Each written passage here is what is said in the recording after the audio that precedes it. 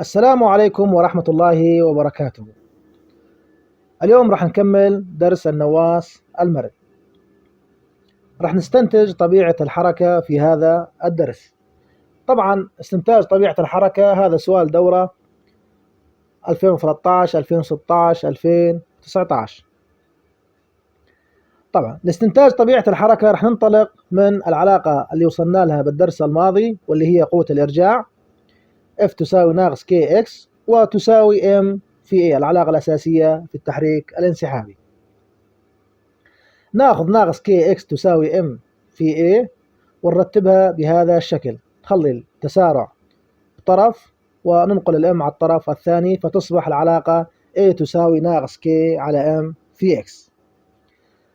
لكن نحن نعرف من دروس التأسيس اللي أخذناها أنه التسارع هو المشتق الثاني للمسافة بالنسبة للزمن، يعني هي المشتق الثاني لإكس بالنسبة لتي، فالمشتق الثاني لإكس بالنسبة لتي تساوي ناقص كي على ام في إكس. وهاي المعادلة نقول عنها معادلة تفاضلية من المرتبة الثانية. ليش؟ لأنها مشتق مرتين، فهي معادلة تفاضلية من المرتبة الثانية.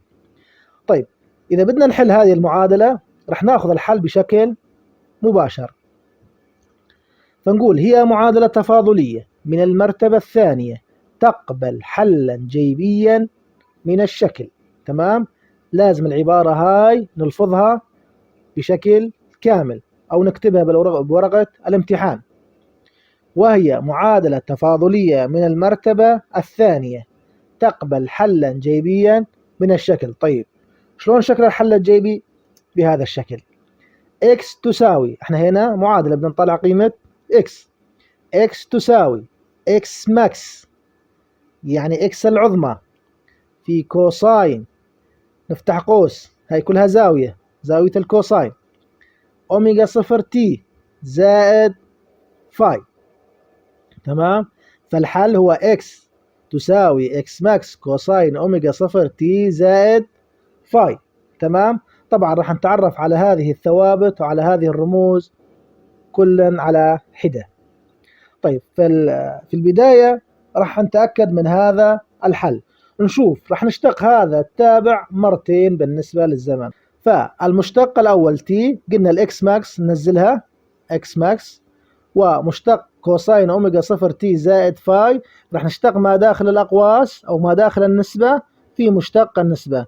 طيب مشتق أوميجا صفر تي زائد فاي هو التي من الدرجة الأولى، راح يكون مشتقه هو أمثال التي اللي هي أوميجا صفر، ومشتق الفاي راح يكون صفر، يعني راح يكون أوميجا صفر زائد صفر، يكون هذا مشتق التابع يعني أوميجا صفر.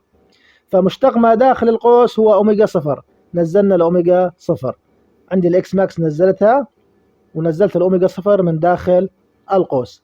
طيب مشتق الكوساين هو ناقص ساين، هو ناقص ساين. مثل ما قلنا ارجع لدرس الاشتقاق وشوف شلون احنا نشتق هيش توابع. فطلع معي المشتق الاول الاكس هو ناقص اوميجا صفر اكس ماكس في ساين اوميجا صفر تي زائد فاي. طيب هذا التابع راح اشتقه مرة اخرى، فراح ننزل ناقص اوميجا صفر اكس ماكس كلها راح ننزلها وين؟ بدون اشتقاق، ناقص اوميجا صفر اكس ماكس. تمام؟ راح نشوف منين جتنا هاي التربيع. طيب مشتق ساين اوميجا صفر تي زائد فاي نفس الطريقة، مشتق ما داخل النسبة في مشتق النسبة، مشتق ما داخل النسبة تونا طالعناه راح يطلع معانا اوميجا صفر، فراح نحط هنا اوميجا صفر، صار عندي اوميجا صفر للتربيع. تمام؟ نزلنا ناقص اوميجا صفر اكس ماكس وجتنا اوميجا صفر من مشتق ما داخل النسبة، فراح يصير المشتق راح يصير هنا ناقص اوميجا صفر مربع في اكس ماكس. طيب مشتق النسبة مشتق الساين هو كوساين.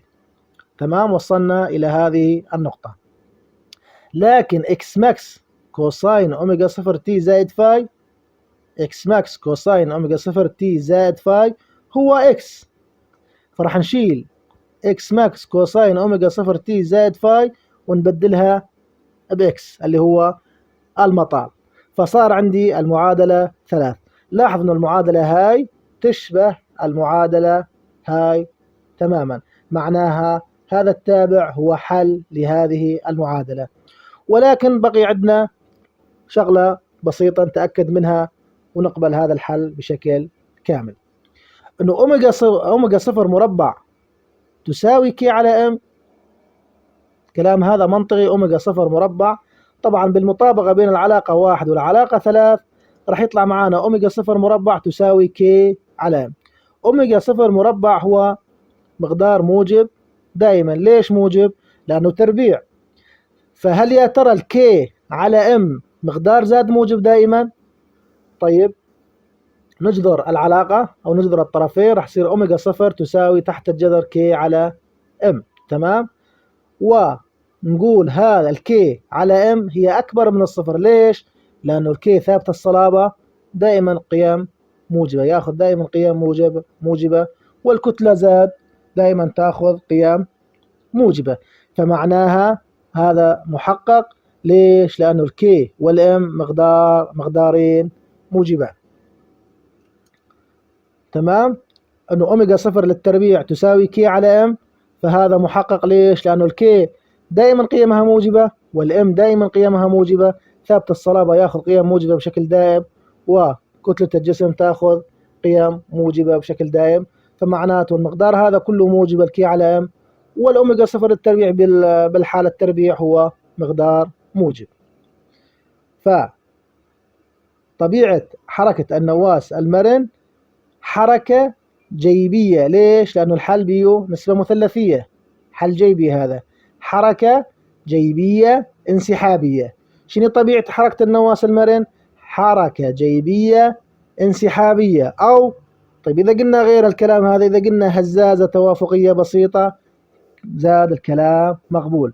نقول حركة جيبية انسحابية، أو هزازة توافقية بسيطة، أو حركة جيبية انسحابية هزازة توافقية بسيطة، يعني أحدهما أو الاثنان معا. تمام. الشكل العام للتابع الزمني للمطال، الشكل العام للتابع الزمني للمطال اللي هو X، يعني سميناه المطال أو الموضع، يعطى بالعلاقة، واللي هو الحل اللي وصلنا له. X تساوي X ماكس كوساين أوميجا صفر تي زائد فاي. طبعا راح نتعرف على هذه الرموز بالتفصيل، حيث X هو المطال، نسميه المطال، واللي هو اللي يحدد مكان الجسم في أي لحظة.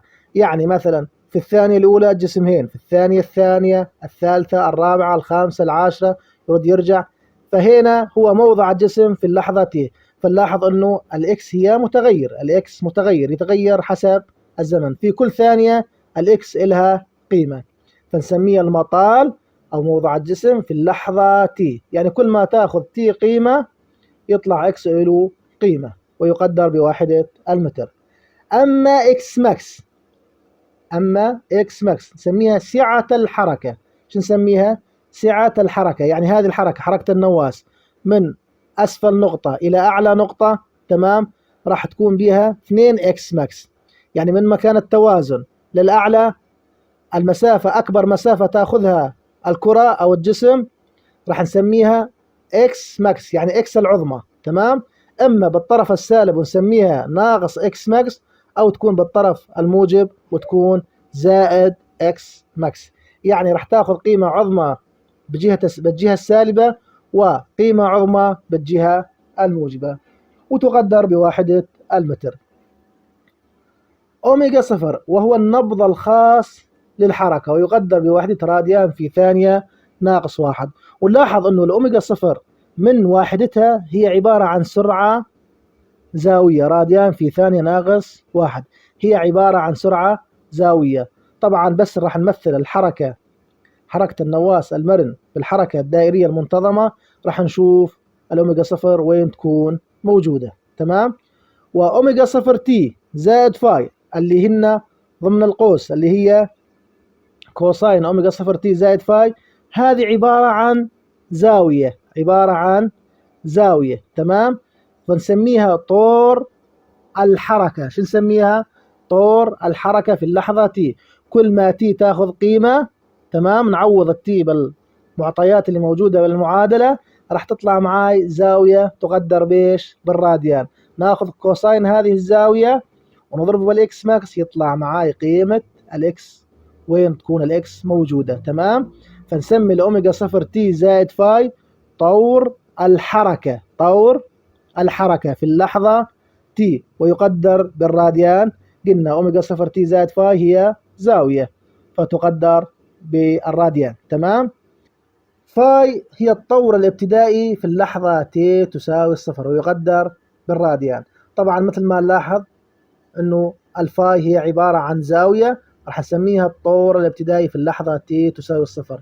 فالفاي هنا تمثل كل شيء حركة قبل ما أبلش دراسة. أنا بلشت دراسة قلت الزمن يساوي الصفر وبلشت بعده عيرت الزمن وبلشت أدرس النواة المرن. الفاي تعبر عن كل شيء حركة قبل ما أبلش أدرس، يعني قبل تي تساوي الصفر. لما تي تساوي الصفر أنا عندي قيمة الفاي، ممكن أنا بشكل عام أخذها صفر.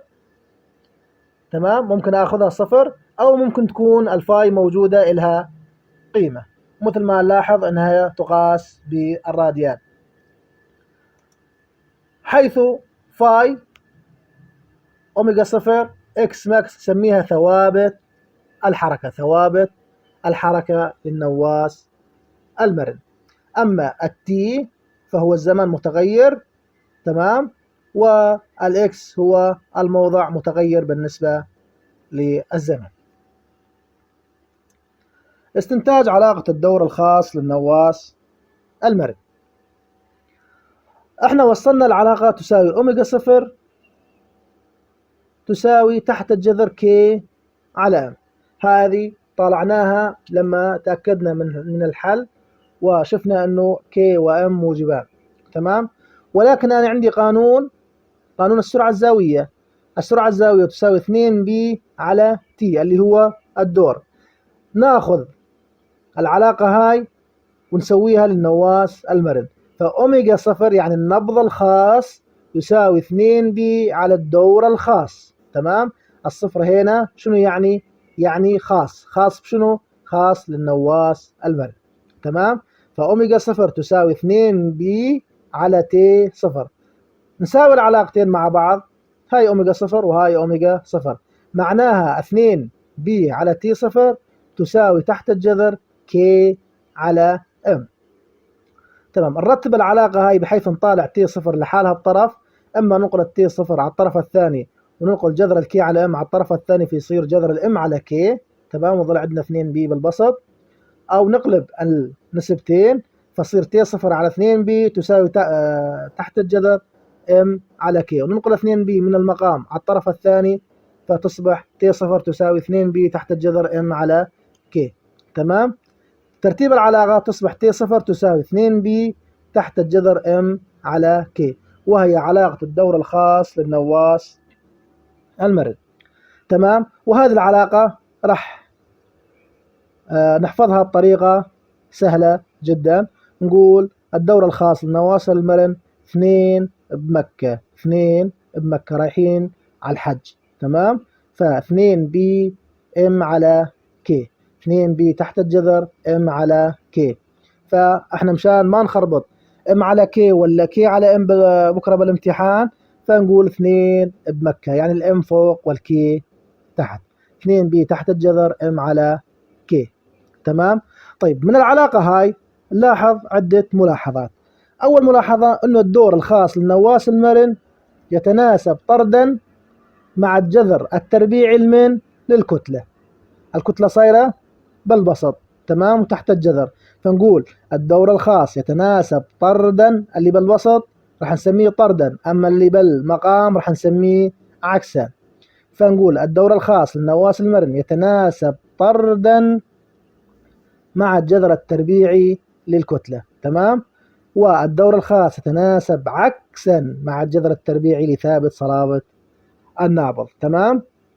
طيب بالنسبة لإكس ماكس الدور يتعلق بالإكس ماكس، يعني لاحظ مثلا إذا سحبت مثلا سحبت النواة مسافة أطول، فهل راح يتغير الدور أم يبقى ثابت؟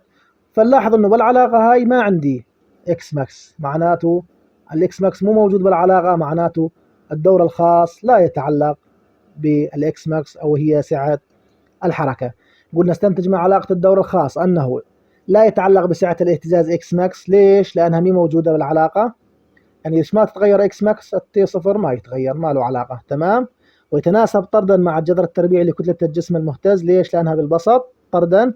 ويتناسب عكسا مع الجذر التربيعي لثابت صلابة النابض كي. ليش؟ لأنه صاير بالمقام. تمام. توابع حركة النواة المرن. الشكل العام للتابع الزمني للمطال. أول شيء راح ناخذ تابع المطال. الشكل العام هو x تساوي x ماكس كوساين أوميجا صفر تي زائد فاي، بفرض أن الجسم كان في مطاله الأعظمي الموجب، يعني x تساوي زائد x ماكس في اللحظة t تساوي الصفر. شروط هاي نسميها شروط البدء. يعني راح ناخذ الشكل هذا راح ناخذ منه شكل مختزل مثل ما قلنا. راح نشوف هنا شكل مختزل لتابع الزمني للمطال. بفرض انه احنا الكرة انطلقت منين؟ من عند الزائد اكس ماكس، يعني لما تي تساوي الصفر كانت الاكس موجودة عند الزائد اكس ماكس. تمام. هاي نسميهن شروط البدء. هنا لحظة ما نترك الكرة تطلع للأعلى. نعوض في الشكل العام. احنا كل الكلام هذا مشان نوجد قيمة الفاي. تمام. احنا لما اعتبرنا انه لحظة ترك الكرة هي مبدأ الزمن، فمعناته اللي قبلها راح يكون صفر، راح تكون الفاي قبلها صفر. طيب نستنتج هذا استنتاج، هذا الكلام استنتاج. نقول بفرض ان الجسم كان في مطاله الاعظم الموجب، يعني الاكس كانت وين؟ عند الزائد اكس ماكس في اللحظة تي تساوي الصفر. وقلنا الكلام هذا راح نسميه دائما شروط البدء. تمام. نعوض في الشكل العام. اكس هي زائد اكس ماكس، يعني بدال اكس حطينا زائد اكس ماكس. اكس ماكس كوساين اوميجا صفر تي، احنا عندنا تي تساوي الصفر، معناته الاوميجا صفر تي صارت صفر زائد فاي. نختصر اكس ماكس مع الاكس ماكس يظل عندي زائد واحد. كوساين صفر زائد فاي كوساين الفاي، معناته كوساين الفاي يساوي زائد واحد. نرجع الدائرة المثلثية. شنو هي الزاوية اللي الكوساين بيها زائد واحد؟ هي الزاوية صفر، معناها الفاي تساوي الصفر. تمام. طيب هذا بشروط البدء. راح نرجع نعوض الفاي بالمعادلة، فتأخذ المعادلة الشكل المختزل الآتي: x تساوي x ماكس كوساين أوميجا صفر تي زائد صفر اللي هو الفاي. راح نشيلها، راح تصير المعادلة بهذا الشكل: x تساوي x ماكس كوساين أوميجا صفر تي ما بيزائد فاي. ليش؟ لأن الفاي حسب شروط البدء طلعت معاي قيمتها تساوي الصفر. لكن لدينا احنا قانون السرعة الزاوية أو النبض الخاص، هو 2 بي على تي صفر. نعوض في التابع فيصير شكل التابع بهذا الشكل: x تساوي x ماكس كوساين، بدال أوميجا صفر حطينا 2 بي على تي صفر، فصارت 2 بي على تي صفر في تي. طبعا احنا جهزنا التابع بهذا الشكل مشان نسوي عليه بعض الدراسات. تمام. سوينا حطينا شروط بدء، من شروط البدء طلعت معاي الفاي صفر. تمام. وعوضنا بدال الأوميجا صفر قيمتها 2 بي على تي صفر مشان تكون علاقة الدور موجودة بالتابع. طيب هذا جدول موجود بالكتاب. وصلنا العلاقة تابع المطال بهذا الشكل: x تساوي x ماكس كوساين 2 بي على تي صفر في تي. يقول لي املئ هذا الجدول.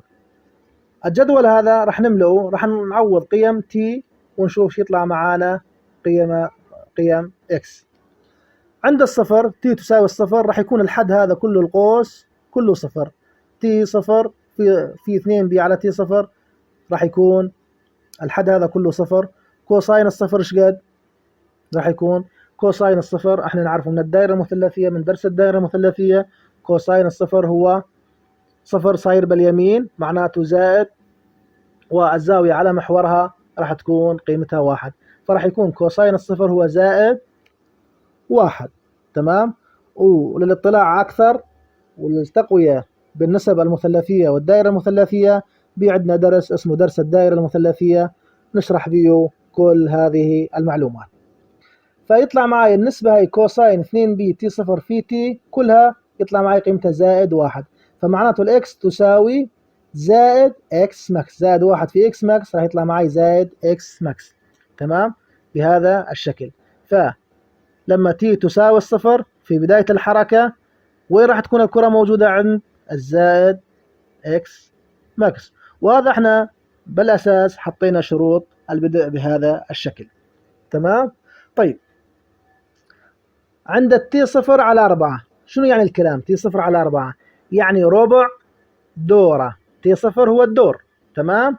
تي صفر على 4 ربع دورة. الكرة راح تمشي مركز الاهتزاز راح تكون استغرقت ربع دورة.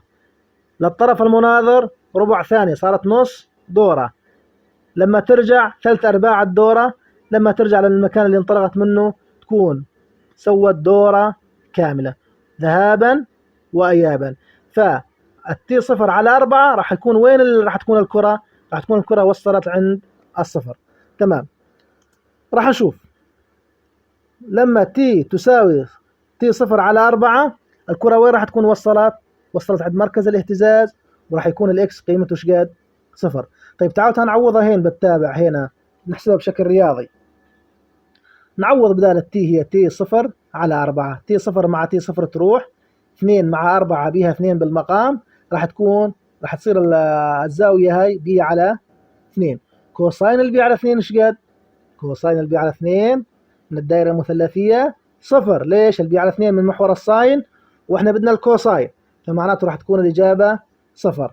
فصفر في اكس ماكس راح يطلع معي الجواب صفر. احنا اما من التعويض بالمعادلة يطلع معنا اكس تساوي الصفر او احنا نعرف بعد ربع دورة وين وصلنا عند مركز الاهتزاز وتكون قيمة الاكس تساوي الصفر. طيب نكمل. راح تكمل الكرة للطرف المناظر يعني لما تروح تكون تسوي نص دورة. الدورة روحة ورجعة. طيب الروحة لحالها توصل ليه راح صارت نص دورة يعني تي صفر على 2. طيب إذا عوضنا تي صفر على 2 بدال التي تي صفر مع تي صفر نختصرها 2 مع 2 نختصرها يظل عندي بي. كوساين البي ايش قد؟ كوساين البي الزاوية هنا البي هي من محور الكوساين فراح يكون الجواب 1 ولكن من اليسار راح يكون ناقص 1. ناقص 1 في اكس ماكس راح يطلع معي الجواب هنا ناقص اكس ماكس. وهذا الكلام منطقي. احنا بعد ما وصلنا نصف دورة تمام وين وصلت الكرة؟ وصلت عند الناقص اكس ماكس. تمام. هذا الكلام نظامي. تمام. طيب 3 تي صفر على 4 يعني 3/4 الدورة. هذا ربع دورة هذا ربعين. تمام يعني نص. وهذه 3/4 وين راح ترجع؟ راح ترجع الكرة وين؟ عند الصفر. طيب إذا جينا عوضنا 3 تي صفر على 4 بالمعادلة تي صفر مع تي صفر نختصرها 2 مع 4 بها 2 فراح تكون الزاوية 3 بي على 2. تمام. كوساين 3 بي على 2 ايش قد؟ من الدائرة المثلثية كوساين 3 بي على 2 صفر فراح يكون الجواب هنا صفر. هاي بالتعويض. تمام. وإذا جينا على الرسم هنا ورجعنا الكرة هذه ربع دورة ربع 3/4 الدورة فراح تكون الكرة وين وصلت عند مركز الاهتزاز. طيب عندما تكمل الكرة دورة كاملة وين راح ترجع؟ راح ترجع على الزائد اكس ماكس. تمام. راح ترجع هين الزائد اكس ماكس للنقطة اللي انطلقت منها. تعالوا تنعوض هنا بدال التي تي صفر. حطينا هنا تي صفر مع تي صفر تروح ظل عندي 2 بي. كوساين 2 بي زائد 1 في اكس ماكس راح يطلع معي هنا زائد اكس ماكس. تمام. والكرة وين وصلت؟ رجعت على الزائد اكس ماكس. دارت دورة كاملة ورجعت من مكان الانطلاق مركز الاهتزاز ربع دورة للطرف المناظر ربع رجعت ربع فهنا تكون قد مرت بأربع أرباع يعني دورة واحدة. تمام. طيب بالرسم البياني هاي العلاقة أو الاستنتاجات اللي استنتجناها بالجدول هذا راح نشوف الرسم البياني ونتعرف شلون على الرسم البياني. تمام. عندما t تساوي الصفر، احنا هنا المحور الأفقي هو محور الزمن، ياخذ صفر، ربع دورة، نص دورة، ثلاث أرباع الدورة، دورة كاملة. عندما تكون الزمن عند الزمن لحظة t تساوي الصفر، ايش قد عندي x؟ طلعناها زائد x ماكس، معناته راح تكون وين؟ راح يكون النقطة اللي إحداثياتها صفر زائد x ماكس راح تكون هذه النقطة. تمام. طيب بعد ربع دورة وين صارت؟ راح تكون النقطة عند t صفر على 4 وبالمحور الشاغولي راح تكون شنو؟ صفر. تمام. هنا عندي زائد x ماكس، هنا صفر ناقص x ماكس، شايفين هنا الجدول، بعدين نرجع للصفر، بعدين نطلع للزائد x ماكس، هنا ربع ربع ربع ربع، أربع أرباع، وتكون دورة كاملة. فيكون شكل التابع بالرسم البياني تابع المطال بهذا الشكل، عبارة عن منحنى مقعر بهذا الشكل. عند الصفر زائد اكس ماكس، بعد ربع دورة صار صفر، بعد ربع دورة رجع للناقص اكس ماكس، بعد ربع دورة رجع على الصفر، بعد ربع دورة رجع على الزائد اكس ماكس نفسها. تمام. بهذا الشكل إذا مثلنا حركة الكرة على هذا التمثيل البياني راح يكون بهذا الشكل، صفر ناقص اكس ماكس، هذا بعد ربع النوب دورة، بعد ربع دورة النوب يرجع على الصفر، بعدين على الزائد اكس ماكس، وتتكرر الحركة، ظل تتكرر الحركة بهذا الشكل. تمام. بس احنا خذينا هنا دور واحد، يعني دورة واحدة، ذهاب وإياب مرة واحدة.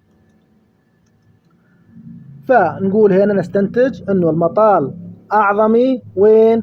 عند الوضعين الطرفين، يعني الاكس تكون ايمة عظمى؟ تكون عند الطرفين.